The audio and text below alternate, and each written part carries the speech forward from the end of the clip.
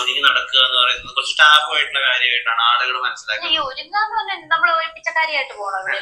ഇവിടെ മറ്റുള്ളവർ ഓടിക്കത്തില്ല കുളിക്കാതെ നനയ്ക്കാൻ ഇരിക്കുമ്പോ നമ്മുടെ പാർട്ണറെ പോകരുത്. ഭയങ്കര ഒരു വല്ലാത്ത അവസ്ഥയാണ്.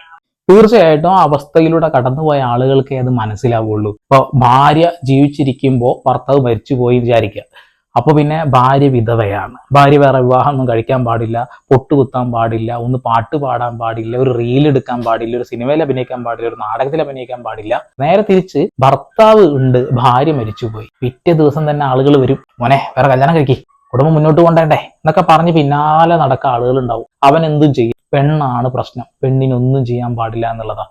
ചാന്ത് കുടഞ്ഞൊരു സൂര്യൻ മാനത്ത് എന്ന ആ ഒരു പാട്ടിന്റെ ഒരു 4 വരി പാട്ടിന് നമ്മുടെ കോഴിക്കോടുള്ള ദാസേട്ടനും ഇപ്പൊ രേണും ചേർന്നുകൊണ്ട് ഒരു ചെറിയ ആൽബത്തിന്റെ ഒരു ചെറിയ കട്ടിങ് ചെയ്തു.